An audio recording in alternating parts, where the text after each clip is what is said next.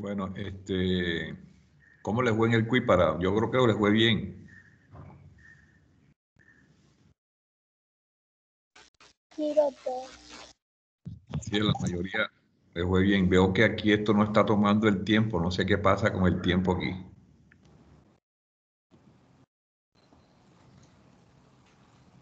No está tomando el tiempo de la clase. Sí, ven que yo le puse ya a grabar. Sí, profe, acá me parece que sí está grabando. Ahí está Sí, grabando. pero el tiempo no aparece al lado. Acá sí me Sí, sale. salen 11 minutos y 25 segundos.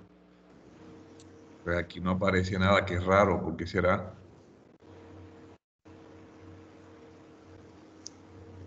11 minutos, bueno, listo.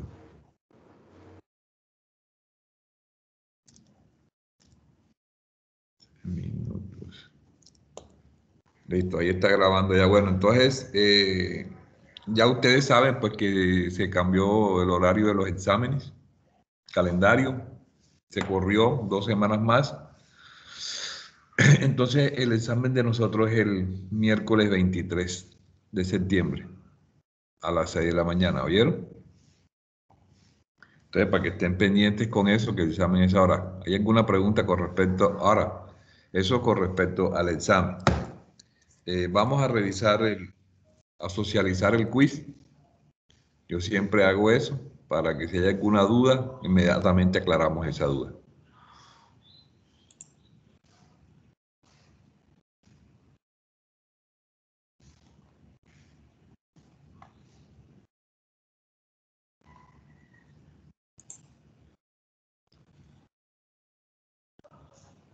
¿Ahí lo ven bien? Sí, doctor. Sí, Señor, doctor, se se ve ve. bien. Bueno, entonces la primera pregunta decía, acuérdense que yo les envié la resolución 1995, yo se las envié, y en la resolución 1995 en 99 dice, una de las siguientes no es una característica básica de una historia clínica. Entonces, secuencialidad sí, racionalidad científica sí, disponibilidad sí, lo único no es caracterización, ahí no caracteriza nada, o por lo menos dentro de la resolución no es una característica básica. Entonces la respuesta ahí es la C, caracterización.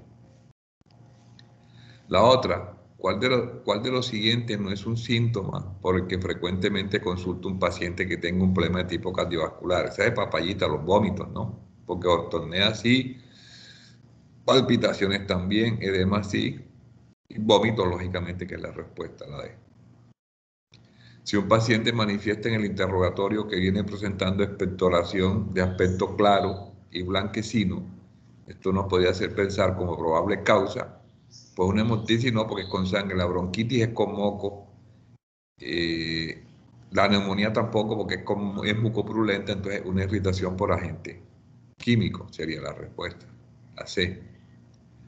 Si un paciente manifiesta en el interrogatorio que está tomando un medicamento para la afección por la cual consulta, o sea, por el motivo de consulta, este dato donde lo consignamos, eso sí es fácil, en la enfermedad actual, ni en el motivo de consulta, ni en revisión por sistema, ni en antecedentes personales. Siempre lo que el paciente está tomando para el motivo de consulta actual, hay que consignarlo en enfermedad actual. Y dice, uno de los siguientes no es un componente de la inspección dinámica del tórax. Entonces, ritmo sí, profundidad sí, frecuencia respiratoria son deformidades. Entonces, es un quiz extremadamente fácil. O sea, muy fácil ese quiz. Yo creo que lo ganaron todos, según parece.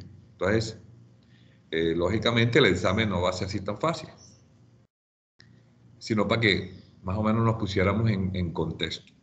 ¿Alguna pregunta, alguna duda con respecto al quiz? Jóvenes. No, doctor. No, profesor. Listo. No me está tomando el tiempo. Bueno, el tiempo tendré que llevarlo yo acá porque el sistema no me... Si ustedes me avisan, no me está tomando el tiempo. Dice que van 16 minutos. Sí, pero eso está malo porque yo hace 16 minutos no empecé, entonces no sé qué tiempo viene tomando. Lo que pasa es que a mí no me aparece acá. No sé si fue que al docente le quitaron eso y le aparece al estudiante el tiempo. Doctor, a mí me parecen 7 minutos. Eso es lo que no entiendo. Entonces a uno les parece 7, a otros 16. Es que ese es 7 el tiempo que uno lleva en la reunión. Cada quien tiene un tiempo diferente. Exactamente, exactamente. Hay algunos que, si, yo creo que es que si ustedes entraron primero y me estaban esperando, le toma el tiempo de que estaban esperando. Exactamente. Exacto. Pero alguien que empieza a grabar. No, yo estoy grabando, ahí está grabando. ¿Sí ven? Ahí está en rojo, la bolita está en roja, ¿no la ven? Sí, claro. Ya Sí está sale. grabando. Bueno, entonces ya ustedes saben cómo es la mecánica de esto. Vamos a trabajar hasta las -10. Hasta las 7 menos 10 y a las 7 empieza el grupo 16:42, ¿oyeron? Bueno.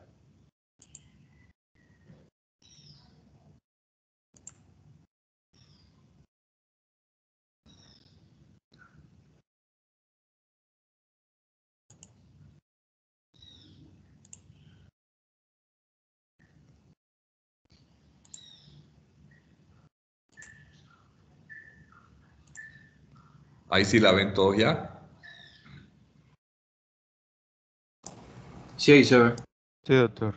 Listo, entonces vamos a hablar de exploración abdominal y yo le coloqué parte 1 porque después la parte 2 sería la práctica si se hace, así como las demás exploraciones. Acuérdense que ya la exploración abdominal hace parte de lo que estamos hablando del examen físico. Esto quiere decir que cuando ustedes ya vayan a trabajar el examen físico tienen adelantado un trabajo en cardiorrespiratorio, en abdominal y lo que veamos de neurológico. Aquí vamos a hacer unos cambiecitos que vamos a hacer con respecto, que a mí se me olvidó decirle a los compañeros de ustedes, se me olvidó comentarles, porque como se alargaron los exámenes, pues lógicamente vamos a ver unas cosas que nosotros íbamos a ver en la práctica, pero que como no se dio en la semana que yo había propuesto inicialmente, que era ahora a partir del próximo lunes, el 21 de septiembre, entonces antes de ver eso, que según ahora la propuesta es verla ahora en octubre.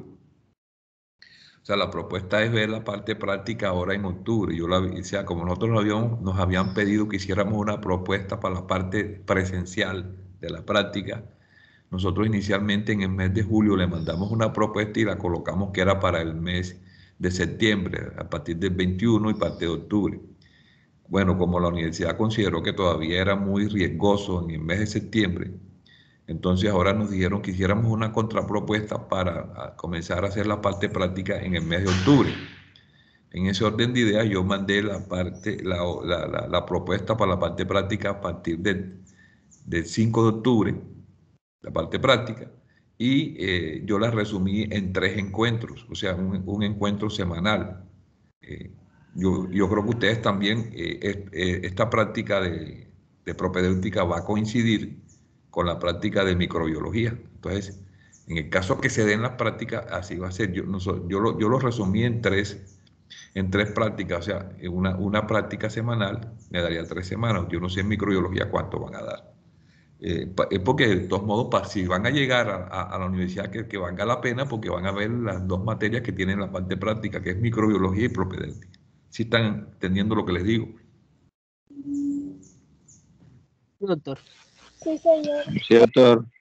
Bueno, entonces les estaremos avisando y yo les estaré avisando de acuerdo a lo que la universidad disponga para esos encuentros. Y los encuentros son precisamente para profundizar más ya en la parte práctica, en revisión cardiopulmonar, en la revisión de abdomen y neurológico, que son los que tendríamos que profundizar más. Entonces yo les había dicho que teníamos unos cambios, entonces como ya no se va a dar, desde ahora de septiembre vamos a meter temas que de pronto iban después de que fuéramos a la práctica, vamos a meterlo antes, yo les estaré avisando qué temas son, para ir cubriendo todo el material. Entonces, la exploración abdominal es importante. Acuérdense que uno de los motivos de consulta más frecuentes del paciente que llega, por ejemplo, al servicio de urgencia o incluso a consulta externa es molestias a nivel abdominal y el motivo de consulta más frecuente es el dolor. Ya nosotros habíamos caracterizado el dolor, entonces ustedes tienen ya las herramientas para caracterizar en un paciente que llegue con un dolor abdominal las características y que deben investigar en este síntoma y los síntomas asociados. Para nosotros hacer el examen físico de abdomen, el paciente debe estar en decúbito, dorsal libre, o sea, boca arriba. Debe estar la cabeza sobre una almohada y por eso que ustedes ven que las camillas tienen un levantamiento en una parte, para que más o menos quede un ángulo entre 25 y 30 grados. Las piernas deben estar extendidas y los brazos a ambos lados del cuerpo. Este más o menos es la posición mucho mejor de relajación para nosotros poder revisar el paciente si vamos a revisar abdomen en él. Ustedes se debería colocar al lado derecho del paciente, sería lo ideal, pero acuérdense que yo les he dicho que si el examinador es zurdo, o sea izquierdo, a veces se tendría que colocar el lado izquierdo para poder examinarlo en forma adecuada. La iluminación, ya ustedes saben que nosotros podemos ver mejor los cambios que se presentan en la piel o las deformidades con luz natural, y si no contamos con luz natural, pues lógicamente se utiliza la luz blanca, que es la adecuada. Para hablar de abdomen, nosotros que tenemos que hablar primero de la división topográfica del abdomen. Y esa división, ¿por qué? La pregunta es ¿por qué es importante hablar inicialmente, antes de hablar de todo el abdomen, de la división topográfica? Y eso por unas razones muy obvias. Primero que todo, porque nosotros tenemos que ubicar los órganos, qué sitios se encuentran los diferentes órganos en el abdomen. Esto y es importante porque esto nos puede ayudar a hacer el diagnóstico de acuerdo a la sintomatología del paciente.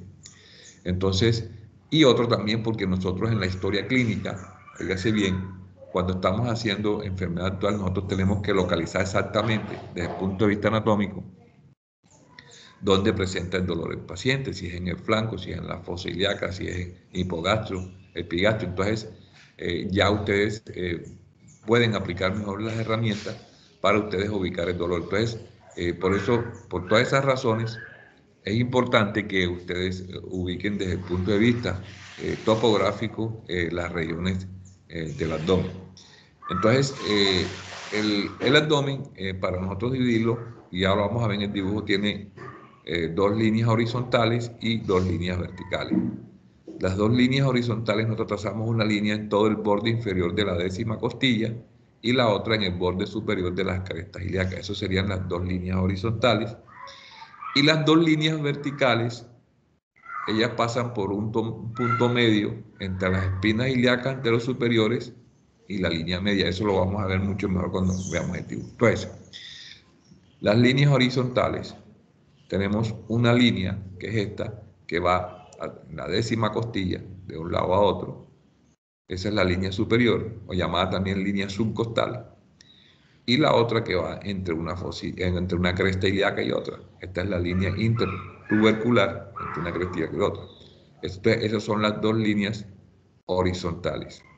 Y además de eso tenemos las líneas verticales, que esas líneas verticales, para ubicarnos desde el punto de vista anatómico, comenzaríamos, tomamos como eje central la línea clavicular media, y de ahí bajamos de la línea clavicular media hasta el final, y el otro lado la línea medio clavicular hasta abajo, y ahí tenemos las dos líneas horizontales y las dos líneas verticales. Entonces, en ese orden de ideas, teniendo esas dos líneas horizontales y dos líneas verticales, vamos a tener 9 cuadrantes.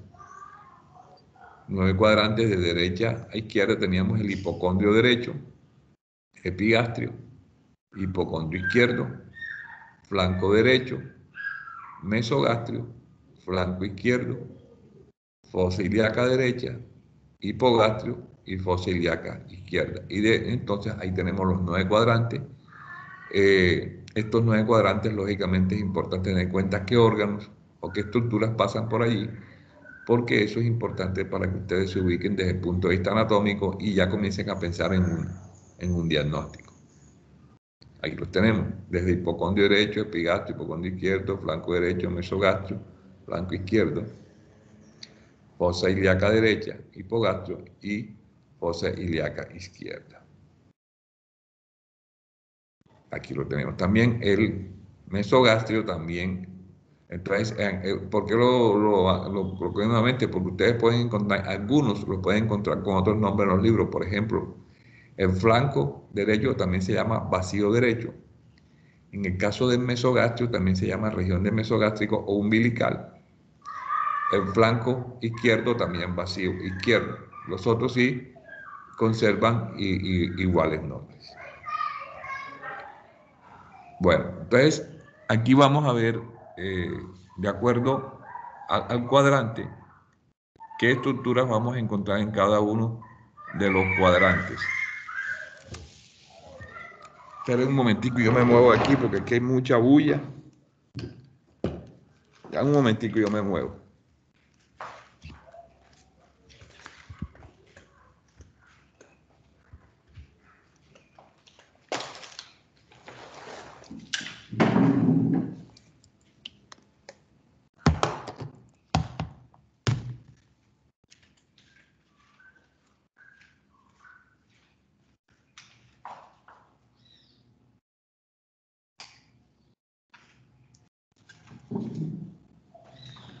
¿Listo? ¿Me escuchan? Sí, señor. Oye, Sí, doctor. listo, yo estaba en la parte de atrás del patio de mi casa, aquí en la terraza, pero ahí en la parte de al lado hay unos niños que cuando lo bañan despiertan a toda la calle. Bueno, entonces, vamos a comenzar a hablar de los sitios donde encontramos los diferentes órganos y empezamos por el hipocondrio derecho. El hipocondrio derecho que está en esta zona aquí. En el hipocondrio derecho vamos a encontrar el lóbulo derecho del hígado. En esta zona vamos a encontrar el lóbulo derecho del hígado. Y también debajo del hígado vamos a encontrar la vesícula y todo lo que son vías biliares. También encontramos el ángulo hepático del colon. El colon, cuando aquí va el colon ascendente, cuando él llega a esta zona, hace una curvatura. Esta curvatura. Y esa curvatura del colon se llama ángulo hepático del colon. Entonces lo vamos a encontrar en esta zona, llega hasta aquí. Y el otro que es el riñón derecho, que se encuentra de este lado, el riñón derecho. El riñón derecho va a ser parte tanto del hipocondrio derecho como del flanco derecho. Toma estas dos partes. Entonces, lóbulo derecho del hígado, vesícula y vías biliares, ángulo hepático del colon y el riñón derecho. Luego vamos al epigastrio, que es en la zona central, y vamos a encontrar estómago en el epigastrio. Vamos a encontrar, si aquí tenemos el lóbulo hepático derecho, aquí tenemos el lóbulo izquierdo del hígado, tenemos la aorta que va por aquí, y más profundo tenemos la cabeza del páncreas, que es un órgano que no podemos palpar porque es muy retroperitoneal, pero aquí en esta zona, en el epigastrio, se encuentra la cabeza del páncreas. Luego pasamos al hipocondrio izquierdo, y en el hipocondrio izquierdo vamos a encontrar el fundus gástrico, que está en esta zona ya, el fundus del estómago, fondo del estómago. Encontramos lógicamente el vaso y vamos a encontrar el ángulo esplénico del colon. Entonces el colon viene aquí ascendente, aquí hace el ángulo hepático del colon y aquí colos transverso y aquí hace el ángulo esplénico del colon. Entonces vemos que tiene un ángulo que es hepático y un ángulo que es esplénico hacia el vaso del colon. También aquí en el hipocondrio izquierdo vamos a encontrar la cola del páncreas. Acuérdense ustedes entonces que vamos a encontrar la cabeza del páncreas está en el epigastrio aquí y la cola del páncreas llega acá al hipocondrio izquierdo. Cabeza del páncreas y cola del páncreas. Y vamos a encontrar el riñón izquierdo en esta zona. Entonces, listo. Luego pasamos al flanco, ¿sí? Acuérdense que esta es la línea subcostal que habíamos hablado y esta es la línea de entre una cresta ilíaca y otra. Entonces, flanco, todo esto es el flanco derecho. El flanco derecho que vamos a encontrar, colon ascendente, que va por aquí, colon ascendente. Riñón derecho que coge parte del hipocondrio derecho y el flanco derecho, aquí está el riñón, tanto acá arriba que en el hipocondrio como en el flanco derecho. Ahí lo vamos a encontrar. Vamos a encontrar asas del intestino, normalmente asas del intestino delgado, aquí en esta zona, y esto es lo que vamos a encontrar en el flanco derecho. Luego pasamos a la zona umbilical. Zona umbilical. Entonces, en la zona umbilical, ¿qué vamos a encontrar? Vamos a encontrar el epiplón mayor, el estómago. Vamos a encontrar la zona que se llama el mesenterio, colon transverso que va por aquí, colon transverso, intestino delgado, vas hacia adentro, tenemos hacia el intestino delgado, y también la aorta. Entonces la aorta comparte tanto para el epigastrio como para la zona umbilical o mesogastrio, que es lo mismo, zona umbilical o mesogastrio. Entonces tenemos epiplón mayor, mesenterio, el colon transverso, hacia el intestino delgado y la aorta que también comparte con el epigastrio. Luego pasamos al flanco izquierdo. Flanco izquierdo, entonces vamos a encontrar lógicamente el colon descendente. En el flanco derecho encontramos el colon ascendente. En el flanco izquierdo vamos a encontrar el colon descendente. Vamos a encontrar el riñón izquierdo. Ustedes saben que el riñón izquierdo se comparte, el riñón izquierdo con el hipocondrio, se encuentra en el hipocondrio izquierdo y en el flanco izquierdo, igual que el riñón derecho, se encuentra en el hipocondrio derecho y en el flanco derecho, hace parte de los dos. Entonces encontramos el riñón izquierdo y encontramos asas del intestino delgado que van en esta zona por aquí. Colon descendente y asas del intestino delgado. Luego pasamos a fosa ilíaca derecha.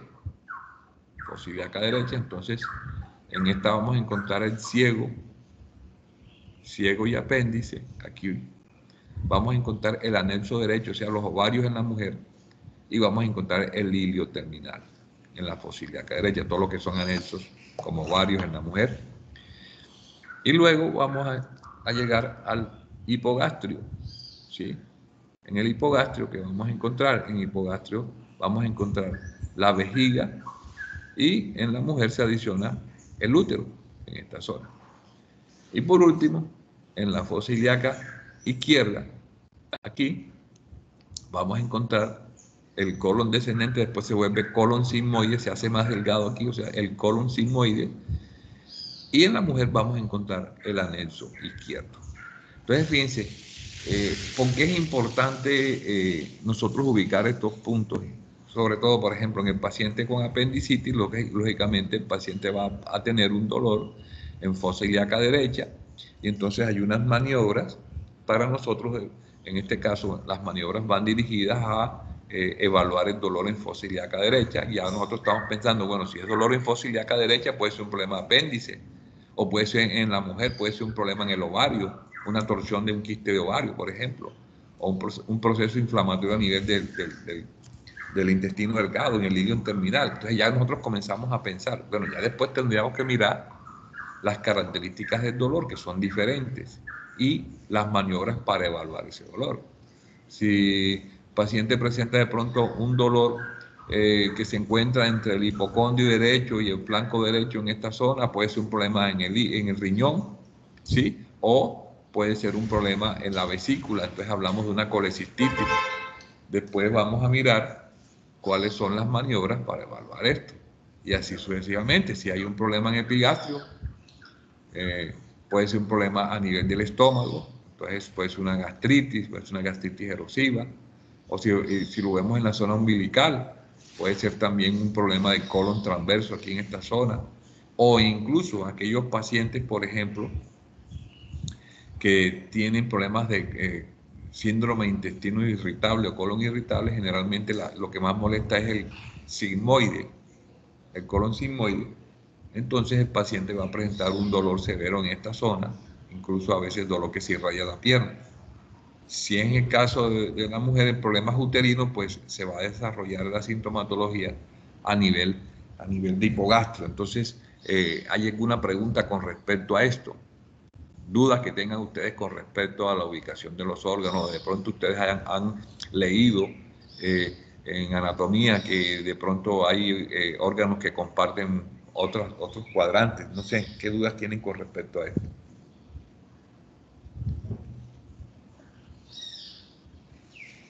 Está todo claro. ¿Todos tienen la situación bien clara? Profe, yo tengo una pregunta.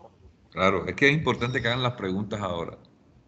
en el caso de que un órgano esté, o sea, demasiado grande, se puede palpar en otro cuadrante. Sí, claro, claro. Eso puede suceder. En el caso, por ejemplo, el hígado. Es el ejemplo claro, el hígado o el vaso. ¿Sí?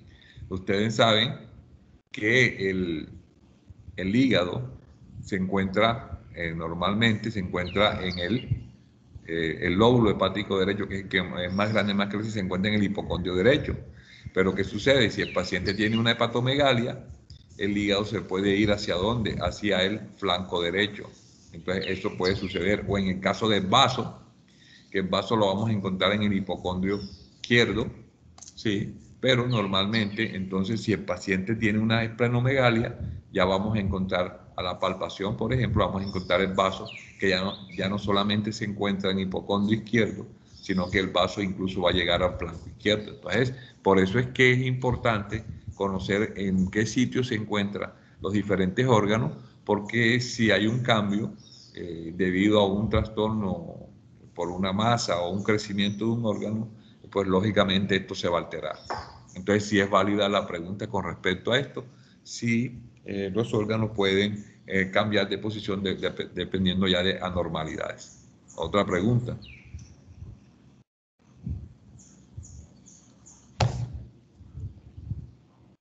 Jóvenes.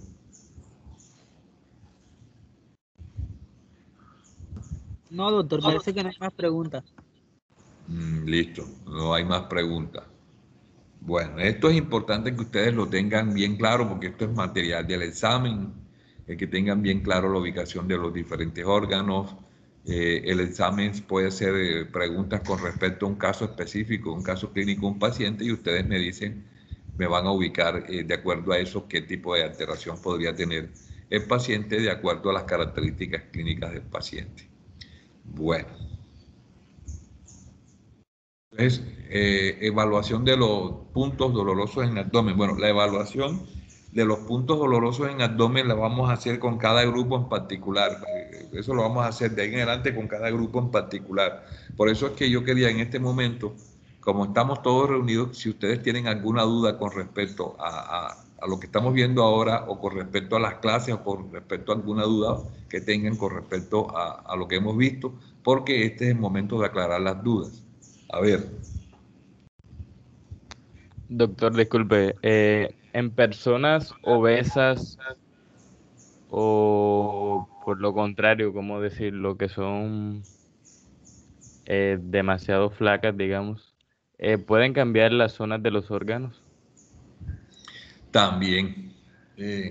Acuérdense que yo les había dicho que cuando nosotros estamos haciendo palpación podíamos encontrar el borde inferior del hígado, lo podíamos encontrar por debajo del rebote costal, o sea, la zona subcostal, y en ese caso, en una persona puede ser normal, en una persona delgada, podríamos encontrar que se podía palpar el hígado por acá abajo, pero es normal si el hígado, si esto no es doloroso y el hígado es liso y no es irregular.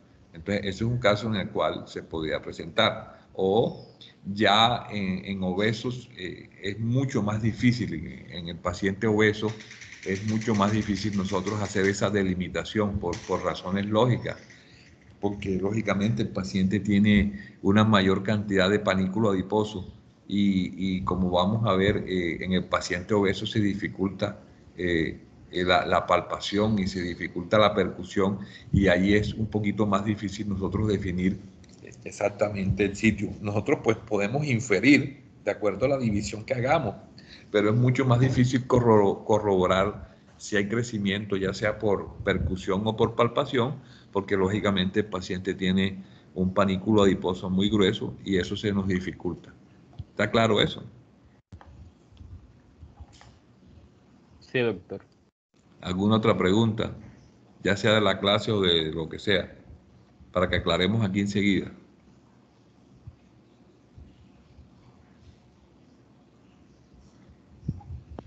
Doctor, ¿el parcial hasta qué tema va?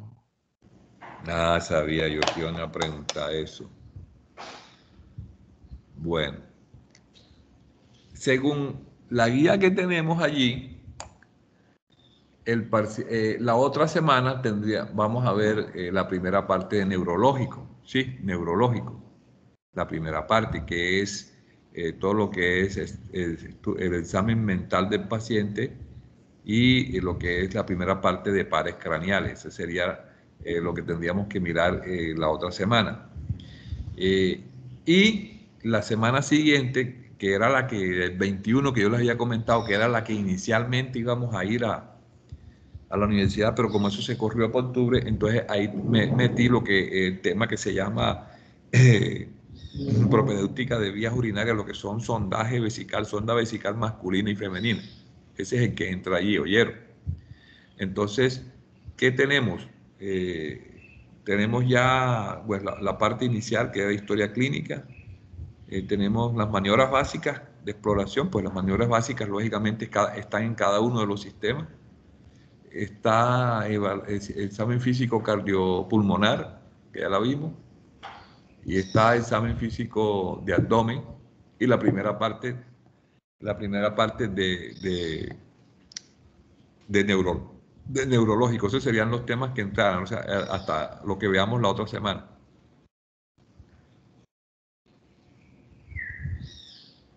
¿Está claro? Sí, doctor, muchas gracias. Señor, Listo. Vamos a ver, de pronto, dependiendo cómo veamos lo de neurológico, miramos a ver si lo dejamos hasta abdominal o vemos neurológico. ¿Oyeron? Porque como corrieron los parciales, entonces está entrando más material del que debería entrar para el primer corte. Entonces se recortaría parte del segundo corte. ¿Alguna otra pregunta?